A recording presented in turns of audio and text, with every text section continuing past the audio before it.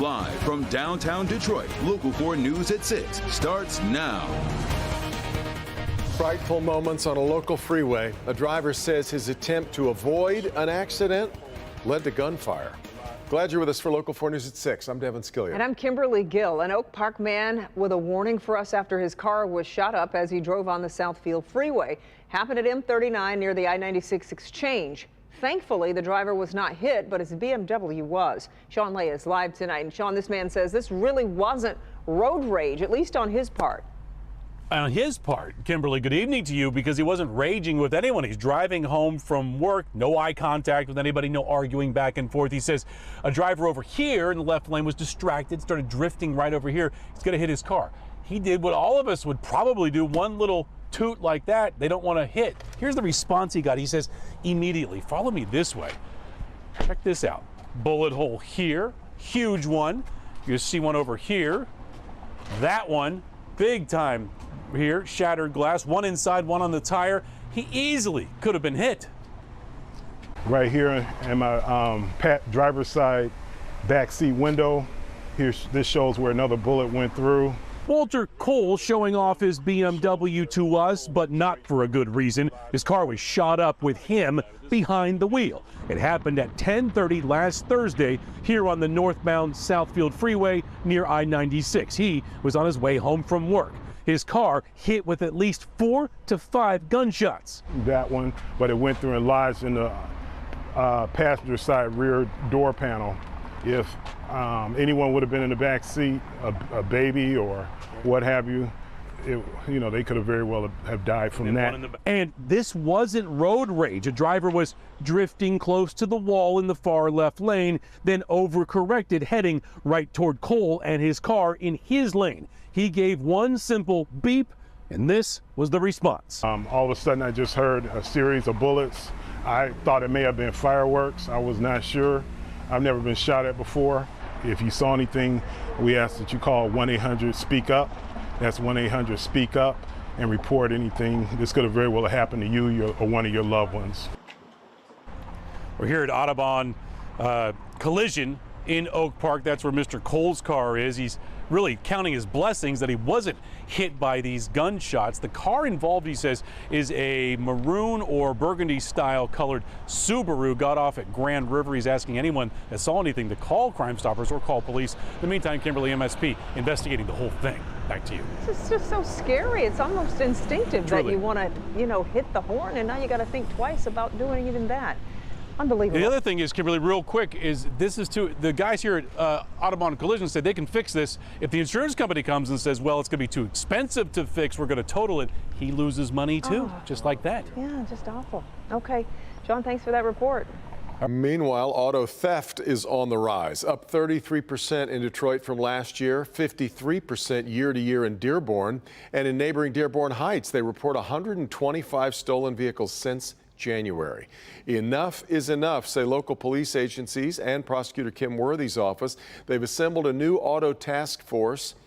Rod Maloney has the story from Dearborn tonight. Rod. It could be expensive or inexpensive, like this Chrysler 200, or $50,000, $60,000, $80,000 pickup trucks like these new Silverados or this Raptor F-150. We're seeing an unprecedented amount of auto theft in the area, and now police say they have to have an unprecedented response. There's the social media TikTok Hyundai Kia Challenge, teaching teens how to steal cars, and they are. Daring thieves driving them off automaker marshalling lots, and it's a whole new world out there. These stolen cars nabbed in the past week and recovered by this new task force bear the scars, bumps, and bruises of a theft, yet unlike the old days, we find the ignitions intact. Dearborn Heights Police Chief Jared Hart putting auto thieves on notice today. We're coming after you. We will not tolerate you operating without impunity in our communities. Recently, we've seen many chop shops in residential neighborhoods in Detroit. Parts getting sold over the fence, so to speak. And we are going to cut the head of the snake off. So if there are shops out there that are buying stolen parts to support their business, I highly suggest you get to the OEM manufacturers and buy your parts from them. Prosecutor Kim Worthy's office, already wildly busy, is assigning a single prosecutor to handle the task force cases. Assistant Prosecuting Attorney Kim Miles spoke for Worthy's office today on why this is not just a property crime. If they don't have a car, they can't get to work. They can't pay their mortgages. They can't pay their rent. So aside from it being just profitable for people buying black market parts, it's devastating to the family and to the community. So the communities involved: Detroit, Livonia, Dearborn Heights, Dearborn, and Garden City, along with the prosecutor's office. Back to you. And Rod, what are you hearing from the automakers on this? Well, the one that's the biggest in play right now is Hyundai Kia. Right. Their sister car companies. They're being sued. They have a recall out there, but they're giving away these. These are wheel locks. And if you go to your police station, if you are a Hyundai or a Kia owner, many of the departments, call ahead first, but many of the departments are offering these for free as part of that recall. All right, Rod. Kim. Well, right now it is a race against time, 400 nautical miles from the coast in the Atlantic Ocean. More help is arriving to try to locate the submersible that went missing, carrying 5 people to see the Titanic shipwreck. The U.S. Navy is sending special equipment, and the Coast Guard is sending more boats, but the search area has doubled in size. The minutes melt away on the potential for search crews to find people alive as oxygen runs short on board the missing Titan submersible. The surface search is now approximately 2 times the size of Connecticut, and the subsurface search is up to 2.5 miles deep, exponentially expanding the size of the search area. The longer it takes, the less likely that a positive outcome will occur. But all hope is not lost. Cutting through the darkness of the sea, consistent banging noises have been detected during the search. We don't know the source of that noise, but we've shared that information with Navy experts to classify it. In the meantime, it's a target, it's a focus for us to look at. And so we've deployed the remote operated vehicles and the surface vessel, the Canadian Coast Guard surface vessel that has sonar capability in the vicinity. You can't ignore the banging, and you don't have time to wait to analyze the sounds exactly. So you have to assume, I think, that they're human-made. Until the sub is found, there are more questions than answers as to what happened. Right now, all experts can do is speculate. Was there a problem with the porthole? Was it a problem with the pressure? Was it a problem with the valve? But if a submersible doesn't go back to the surface on itself, on its own, it's really that there is a deep problem. Wow. Well, there are a lot of people sharing their experiences with that sub, including an OceanGate investor who made the descent to the Titanic in 2021. He spoke today with NBC's Tom Costello. Did the sub feel safe to you? Yes, I mean, it absolutely. I mean, it's gone through a lot of testing, and there's incredible protocols around it, and it's designed to be as fail-safe as possible. I mean, we're doing things that are cutting edge. We're on the bleeding edge of this, and so this is not a ride at Disney World. Well, more from that OceanGate investor, plus up-to-the-minute details on the search for the missing sub, ahead at 6:30 on NBC Nightly News with Lester Holt. Next week, the PGA comes back to Detroit with the Rocket Mortgage Classic, and with names like Ricky Fowler, Tony Finau, Colin Morikawa, be plenty of big names to follow. Jamie Edmonds introduced us to one player with local ties who's really easy to root for.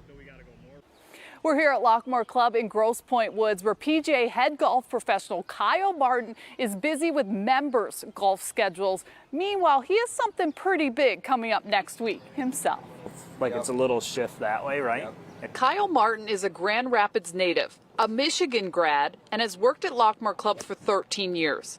His day-to-day looks a lot like this, teaching and coordinating. It doesn't leave a lot of time for golf himself, but he showed back in August at the Michigan PGA Professional Championship. He's definitely still got it. One. Yes. The win meant Martin was awarded a sponsor's exemption in the Rocket Mortgage Classic in Detroit. To be on the highest level is where you want to be to test your game. So in the middle of his day job, he has to find time to practice and then play next week with the pros. I don't get to practice or play as much as them with duties at the club, but we're going to see what happens. But I think I hit it pretty far to be dangerous. Hit the driver pretty straight. If my putter gets hot, my wedges are pretty good. Martin will have quite the following at Detroit Golf Club. Family, friends, and a large contingent from the club. Chef Tyler here set up a bus for Lockmore members to come. Tickets, food, and beers included. The goal, make the cut. No. Then maybe see what happens. Hey, Michael Block just became a Club Pro hero. Kyle Martin could be next. You know when you're little and you say, if I make this shot, I win the whole thing? We thought we'd try something fun. Here's Kyle. If you make this, you win the Rocket Mortgage Classic. Go ahead. You did it! He's easy to root for, guys. Our local guy in the Rocket Mortgage next week at Lockmore Club. Jamie Edmonds, Local 4. Rooting for him. How about that? How exciting. In front of the hometown friends That's and great. fans, too. That's great. Yep. All right, let's get over to Kim, who's tracking a lot of warm temperatures, but we also need some rain, too. Yeah, I can always tell that we're getting later in the week as I get the calls and emails about tea times for the weekend. We're thinking morning, afternoon, but what's that? Oh, Bernie. And then there's Bernie. We've got mostly clear skies with some sunshine out there right now in downtown Detroit. Temperatures are in the 80s. It's a very pleasant afternoon. I want to show you the visible satellite just so you can see how clear it is. This is the shot from space, and you can see there are a few clouds north of M59, but otherwise nice and clear south of that. And temperatures are above normal for this time of year in the low to mid 80s. Your evening planner for tonight. We'll have some sunshine. It is the longest day of the year in terms of daylight. The sun does not set until 9:13 tonight. We'll talk about that rain chance for the weekend and time it out just in a few minutes.